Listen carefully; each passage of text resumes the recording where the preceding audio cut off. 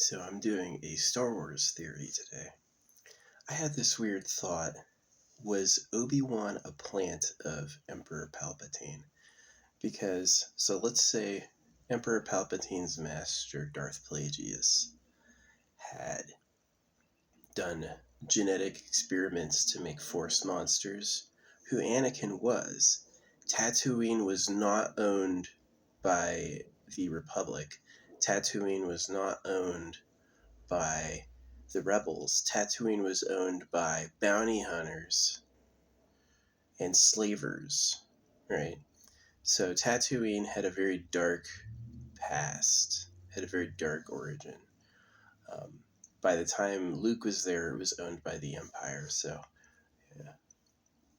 The Tatooine, like when Anakin goes, "I hate sand," it was kind of like he was born there on purpose so that he would fight people for resources, because that's what deserts do. You look at desert plants don't make edible fruit. Some do, but they usually don't because it costs too much. What they do instead is they grow thorns. So, like how they put thorns in his suit. So this idea that Obi-Wan was a Palpatine plant has to do with the fact that Obi-Wan's interesting because he had a very low midichlorian count, but he was still like one of the best Jedi when it came to people he trained and people he beat. He beat people that should have outclassed him. And to me, what he had was faithfulness in the Force. And the key point is Obi-Wan was faithful in the Force, which was how he was a Palpatine plant. Because, as we know from things like Knights of the Old Republic, Jedi can do things like meditate and cause cosmic things. You don't have to go out there and physically do it yourself. You can put your energy into the Force and control fate that way. And so, like, when there's the famous scene when he dies, is he sacrificed himself so that Luke and Leia could escape. That made no sense. If he wanted Luke and Leia to escape, he should have fought harder, right?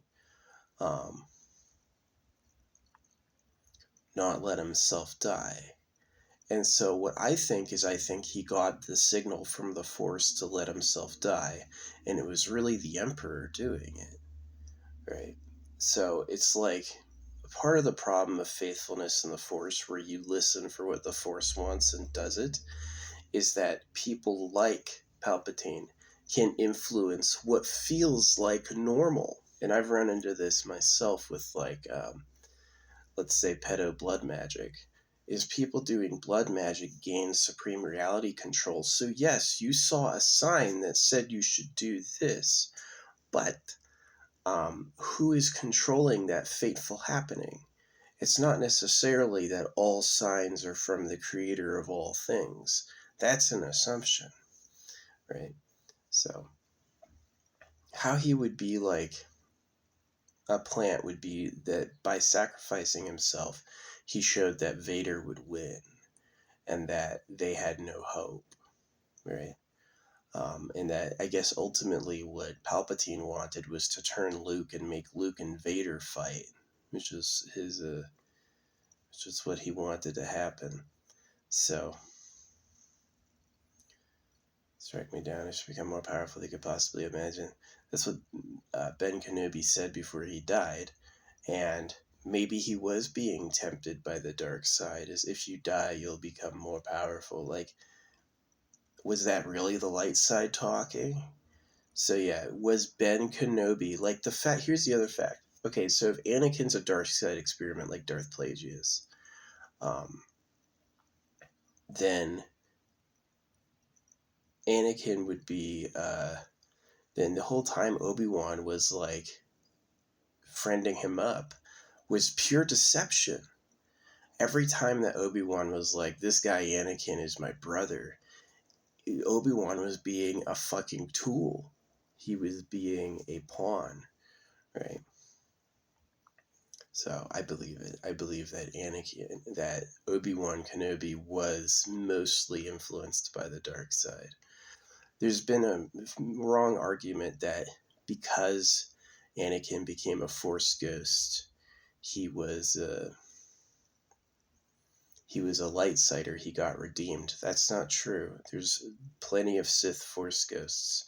There's a lot of Sith Force ghosts. That's been a well-established thing that the Sith too become Force ghosts. You know my theory that the whole rift between the Jedi and the Sith had to do with banning sensual love. Is basically what happened to us with religion happened to the Jedi, and the Sith are the result of what the Jedi went through. The more natural person will feel good when they feel good and rage when they rage. They won't necessarily commit so much to one side or the other. Yeah. I do think there's enough evidence that it's like, oh, good Obi-Wan. Not really. Like, why would he lie to Luke, too, their first meeting? Obi-Wan didn't say a lot that he knew. And that, to me, is just suspicious. So he left it a mystery. I know it's like retroactive storytelling that George Lucas or whoever's just making it up as he goes. He doesn't actually know what's happening. He's just fucking improvising. I had argued for Anakin being the chosen one pretty loud. I think freaking what's his butt heard me, George Lucas. I've influenced a lot through writing and talking online, and sometimes I've gone back. There was a time when I liked the idea that Anakin was the chosen one. Now I hate it. I prefer the idea that he was a genetic experiment, and they got fooled. Is that they thought that he was going to. They thought he was there to save them when it was really he had a high force presence because of an experiment. That he was unnaturally gifted in the force, like how some men on steroids might be confused for looking like that. Oh wow, you have the best DNA, best genetics. Nah, he has a chemical that helps him a lot, and that was basically Anakin. And so Obi-Wan technically had a very low midichlorian count. He had a very low force potential. Obi-Wan isn't known for doing big showy force things. But to me what he had is he had a faith in the force. He had like a good dog syndrome. He wanted to be friends with everyone. He wanted to believe in goodness, and he listened for what the force wanted. So if this comes down to the last, how did Luke and Leia end up where they ended up? Luke ended up on Tatooine. If Obi-Wan was really a Palpatine plant, then Obi-Wan would have put Luke on Tatooine deliberately. Because it's where freaking Anakin grew up, right? Didn't he grow up? I can't remember if Anakin also was on Tatooine or a different desert world, right?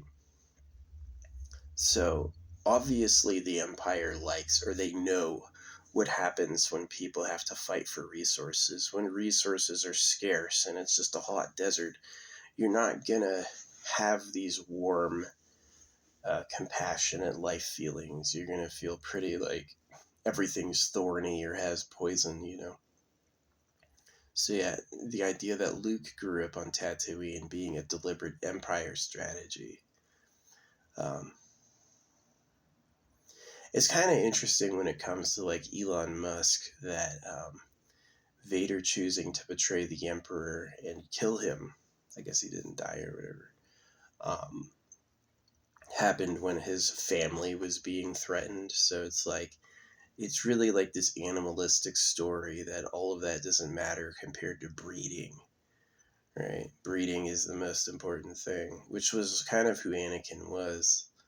Anakin was just, maybe that's the DNA in him, knowing he's like, I had a special genetic gift I have to keep alive. I can't let the Emperor take out my freaking offspring. Which is super not the story it seems to be. It's not the high enlightened story of, oh, chosen one, Anakin. It's pretty low. But yeah, that was an interesting, I just came up with that idea. Was Obi-Wan Kenobi a Palpatine plant? If Obi-Wan Kenobi listened for the Force and did what he thought the Force was asking him, yes, Obi-Wan Kenobi would 1,000,000% be a tool of the dark side.